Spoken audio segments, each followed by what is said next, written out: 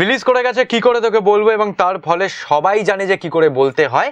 সেই জন্য গোটা পৃথিবী জুড়ে একটা প্রেম প্রেম ব্যাপার দেখা যাচ্ছে, এবং এই যে প্রেম প্রেম ব্যাপার দেখা যাচ্ছে তার মধ্যে তোমরা তো ডেফিনেটলি পড়েছো। তো কেমন লাগছে এই অডিয়েন্সের, দর্শকদের প্রেম? ভীষণ ভালো লাগছে। আমরা যখন খাটাখাটনি করে ছবিটা করি, তারপর যখন দর্শকরা সেটাকে অ্যাকসেপ্ট করে, এর চেয়ে বেশি পাওনা তো আমাদের কাছে কিছু নেই।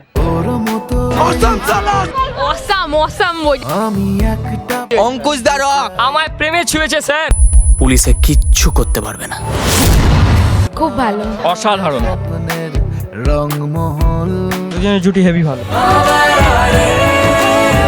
3-4 বার কি করে তোকে বলবো 2 দেখতে চাই।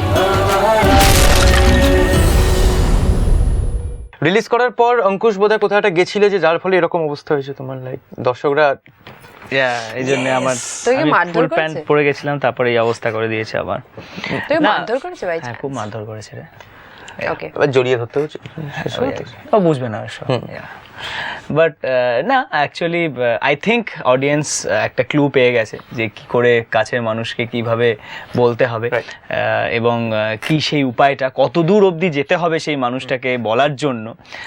যদি সার্কামস্ট্যান্সেস একদমই তোমার সাথ না দেয় তাহলে ডেফিনেটলি, তো আই থিঙ্ক তাই জন্য একটা খুব প্রেম প্রেম গন্ধ পাওয়া যাচ্ছে চারিদিক দিয়ে।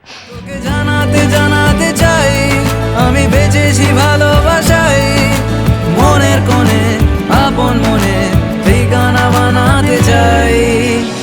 আবারা আবারা দিল আবারা রে, আবারা আবারা দিল আবারা রে।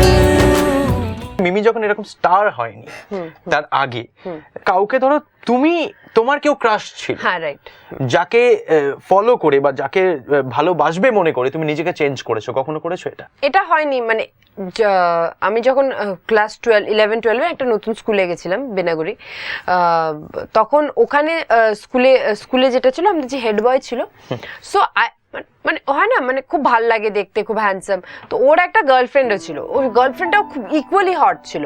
So the thing was like they were the most looked upon couple in school. তো আমার একটা ক্রাশ ছিল ওই আমার হেড বয়, বাট আমার কোনোদিন মনে হয় ক্রাশ ছিল মানে ইটস লাইক হ্যাঁ দেখে ভাল লেগেছে, বাস, নাথিং মোর দেন দ্যাট। মানে কোনোদিন ভাবিনি যে ওকে গিয়ে বলবো বা ওকে গিয়ে বলবো না, anything like that. So it was a crush, that's it. তারপর স্কুল থেকে বাইরে বেরিয়ে যাওয়া and all, nothing more happened. তোর মতোই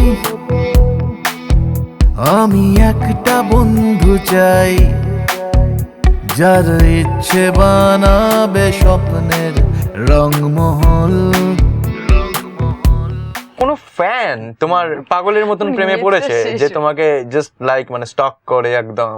না, এরকম তো হ্যাঁ ডেফিনেটলি থাকে। এটা বিশেষ করে কি বোঝা যায় জানো তো, যে যখন কোনো স্পেশাল অকেশন থাকে, সাপোজ বার্থডে হোক বা কিছু হোক, তখন টুইটার বা ফেসবুকে অনেক আপলোড দেখি, দেখি আজকে আমি একজন অ্যাক্টর না হলে, স্টার না হলে হয়তো এই জিনিসটা হতো না, কারণ সেটা আমি অলরেডি প্রুভড, কারণ স্কুলে আমি পাত্তা পাইনি। মানে খুব একটা প্রচুর কায়দা মারতাম, বাট ওই সেরকম কোনো ফল পাইনি। তোকে আমি একটা সব ছেলেদের একটা টিপ দিয়ে দিই। দ্য থিং ইজ, তুই যত লেস কায়দা মারবি মেয়েরা তোকে ততই পছন্দ করবে, যত বেশি কায়দা মারবি মেয়েরা পছন্দ করবে। হ্যাঁ, this is true, it's very much true. কি করে বলবো তোমায় আসলে মন কি যে চায়, কেন সে